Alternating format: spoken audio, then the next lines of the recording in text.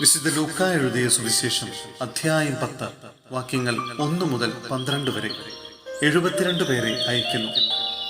അനന്തരം കർത്താവ് വേറെ 72 പേരെ തെരഞ്ഞെടുത്ത് താൻ പോകാനിരുന്ന എല്ലാ പട്ടണങ്ങളിലേക്കും നാട്ടിൻ പുറങ്ങളിലേക്കും ഈ 2 പേരായി അവരെ തനിക്ക് മുമ്പേ അയച്ചു. അവൻ അവരോട് പറഞ്ഞു, കൊയ്ത്ത് വളരെ, വേലക്കാരോ ചുരുക്കം. അതിനാൽ കൊയ്ത്തിന് വേലക്കാരെ അയക്കുവാൻ കൊയ്ത്തിന്റെ നാഥനോട് നിങ്ങൾ പ്രാർത്ഥിക്കുവിൻ.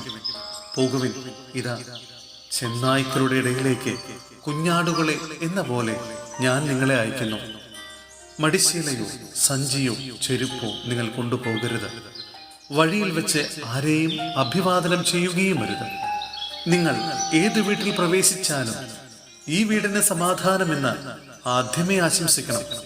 സമാധാനത്തിന്റെ പുത്രൻ അവിടെ ഉണ്ടെങ്കിൽ നിങ്ങളുടെ സമാധാനം അവനിൽ കുടികൊള്ളും. ഇല്ലെങ്കിൽ അത് നിങ്ങളിലേക്ക് തിരിച്ചു പോരും.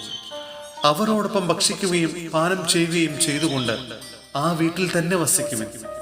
വേലക്കാരൻ തന്റെ കൂലിക്ക് അർഹനാണല്ലോ. നിങ്ങൾ വീട് തോറും ചുറ്റി നടക്കരുത്. ഏതെങ്കിലും നഗരത്തിൽ നിങ്ങൾ പ്രവേശിക്കുകയും അവർ നിങ്ങളെ സ്വീകരിക്കുകയും ചെയ്യുമ്പോൾ നിങ്ങൾക്ക് വിളമ്പുന്നത് ഭക്ഷിക്കുവിൻ. അവിടെയുള്ള രോഗികളെ സുഖപ്പെടുത്തുവിൻ. ദൈവരാജ്യം നിങ്ങളെ സമീപിച്ചിരിക്കുന്നുവെന്ന് അവരോട് പറയുകയും ചെയ്യുവിൻ. നിങ്ങൾ ഏതെങ്കിലും നഗരത്തിൽ പ്രവേശിക്കുമ്പോൾ അവർ നിങ്ങളെ സ്വീകരിക്കാതിരുന്നാൽ തെരുവിലിറങ്ങി നിന്നുകൊണ്ട് പറയണം, നിങ്ങളുടെ നഗരത്തിൽ നിന്ന് ഞങ്ങളുടെ കാലുകളിൽ പറ്റിയിട്ടുള്ള പൊടി പോലും നിങ്ങൾക്കെതിരെ ഞങ്ങൾ തട്ടിക്കളയുന്നു. എന്നാൽ ദൈവരാജ്യം സമീപിച്ചിരിക്കുന്നുവെന്ന് നിങ്ങൾ അറിഞ്ഞുകൊള്ളുവിൻ. ഞാൻ നിങ്ങളോട് പറയുന്നു, ആ ദിവസം സോദോമിന്റെ സ്ഥിതി ഈ നഗരത്തിൻ്റെതിനേക്കാൾ സഹനീയമായിരിക്കും. സഹോദരരെ, അപ്പസ്തോല പ്രവർത്തനങ്ങളിൽ നിന്നുള്ള വായന അധ്യായം 12 വാക്യങ്ങൾ 24 മുതൽ 13 അധ്യായത്തിലെ 3 വാക്യം വരെ.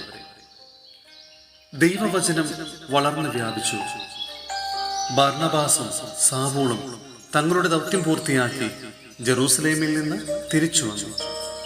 മർക്കോസ് എന്ന അപരനാമമുള്ള യോഹന്നാനെയും അവർ കൂടെ കൊണ്ടുപോകുന്നു. ബർന്നബാസും സാവൂളും അയക്കപ്പെടുന്നു. അന്ത്യോക്യയിലെ സഭയിൽ പ്രവാചകന്മാരും പ്രബോധകന്മാരും ഉണ്ടായിരുന്നു. ബർന്നബാസ് നീഗർ എന്ന് വിളിക്കപ്പെടുന്ന ശിമിയോൻ, കിറേനിക്കാരൻ ലൂസിയോസ്, സമാന്തര രാജാവായ ഹെറോദേസിനോടുകൂടി വളർന്ന മനായേൽ, സാവൂൾ എന്നിവർ അവർ കർത്താവിനെ ശുശ്രൂഷ ചെയ്തും ഉപവസിച്ചും കഴിയവേ പരിശുദ്ധാത്മാവ് അവരോട് പറഞ്ഞു, ബർന്നബാസിനെയും സാവൂളിനെയും ഞാൻ വിളിച്ചിരിക്കുന്ന ജോലിക്കായി എനിക്ക് വേണ്ടി മാറ്റി നിർത്തുക.